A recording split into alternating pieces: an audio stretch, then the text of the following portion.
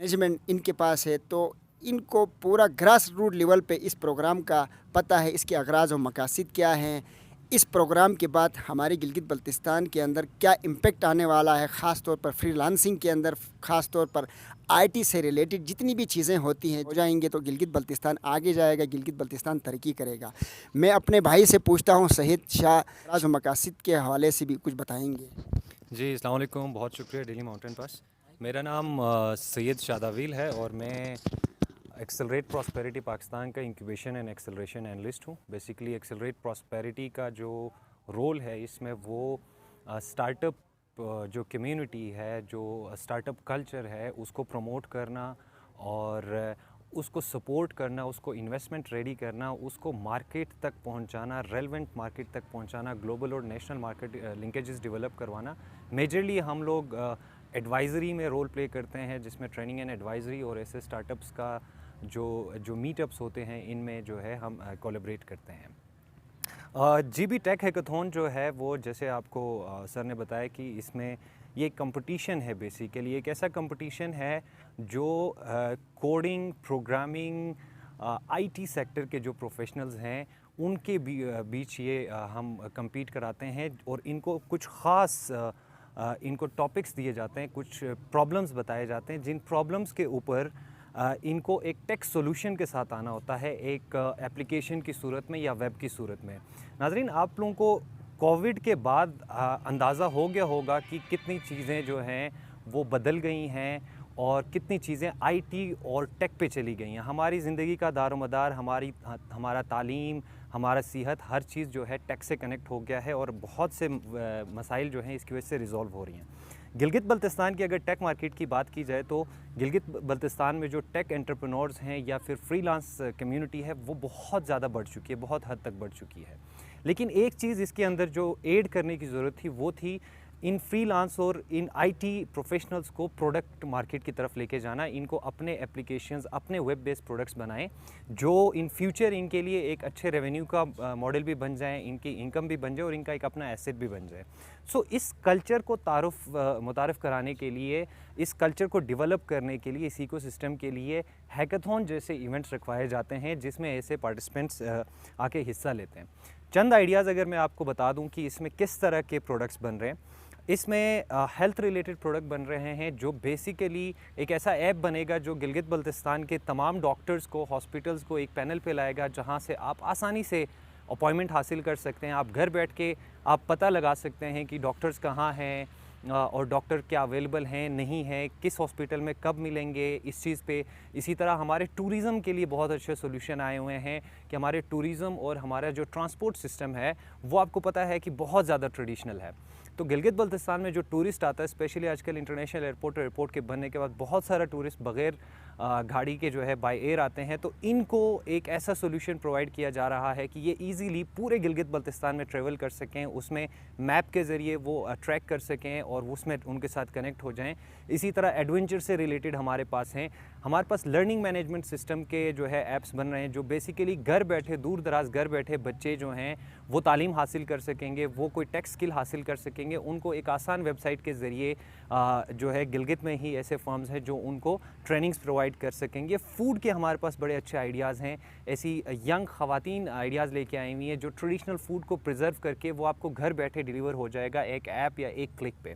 सो ये जो सिस्टम है, ये जब तक प्रोडक्ट ओरिएंटेड ऐसे अपॉर्चुनिटीज़ और प्लेटफॉर्म्स डेवलप नहीं होंगी तब तक ना हम इनको जान सकते हैं, ना हमें ये अपॉर्चुनिटीज़ मिल सकते हैं। कुछ आइडियाज़ ऐसे भी हैं जिस पे हम बच्चों ने कोशिश की है कि वो एक ऐसा प्लेटफॉर्म बनाए जिससे हम और गवर्नमेंट के बीच में जो फासला है वो कम हो जाए और हम गवर्नमेंट को इजीली अपने मसाइल बता सकें जो कि ई गवर्नेंस के अंडर आ जाता है। इसी तरह ऑल ओवर गवर्नेंस से रिलेटेड, हेल्थ से रिलेटेड और फिर टूरिज़म से रिलेटेड आगे और एजुकेशन से रिलेटेड या कोविड के बाद कोई भी ऐसे मसाइल पैदा हुए हैं जिसके लिए डिजिटल सोल्यूशन आसानी से मुहैया किया जा सके, उन सब पे बच्चे काम कर रहे हैं। तो उम्मीद ये है कि आप लोग अपने इस यूथ को प्रमोट करेंगे और इन स्टोरीज़ को जो है आगे डेवलप करेंगे और इनके प्रोडक्ट्स का इस्तेमाल हम करेंगे। हमारे अगले जो स्टेप्स हैं इसके लिए ये नहीं कि हमने इस स्टेज पे इनको छोड़ना है। बहुत से इदारे, गवर्नमेंट और सारे इंटरेस्टेड हैं कि हम इन बच्चों को इन टीम्स को, इन प्रोडक्ट्स को और प्रमोट करें और नेशनल लेवल के जो प्लेटफॉर्म्स है वहाँ तक हम इनको पहुँचा दें।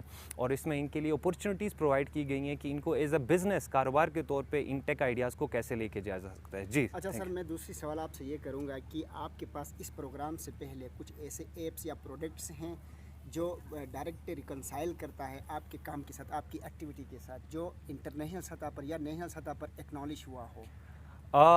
बहुत शुक्रिया सर। देखें, जैसे मैंने अर्ज़ किया कि हमारा मकसद था प्रोडक्ट मार्केट डेवलप करना। अगर गिलगित बल्तिस्तान की बात की जाए तो चंद ही एप्लीकेशंस हैं जो कि अभी गिलगित में इंट्रोड्यूस हुई हैं। जैसे आपने गिलगित ऐप का नाम सुना होगा या फिर फुनर का नाम सुना होगा। चंद एप्लीकेशंस हैं जो अभी नेशनल लेवल पे कुछ जगहों तक पहुंच चुके हैं।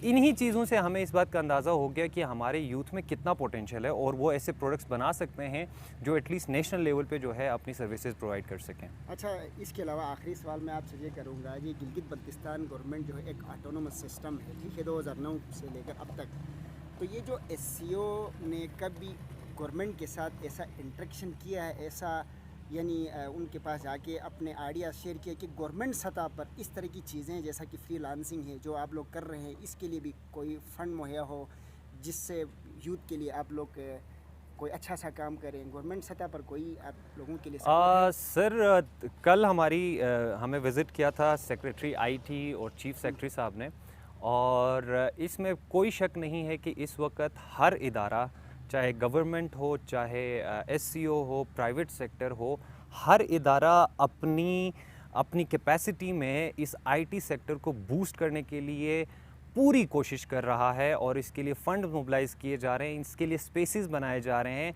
अभी गवर्नमेंट ने जो है पीछे स्पेस बनाया है, जो गवर्नमेंट ऑफ गिलगित बल्तिस्तान का जो टेक्नोलॉजी पार्क है वो देख लें। STP ने एक इसकी बुनियाद रखी थी, STP जो है वो SCO ने बुनियाद रखी थी STP की, वहाँ पे जो है ये कल्चर डेवलप किया गया, ये इंक्यूबेशन सेंटर है।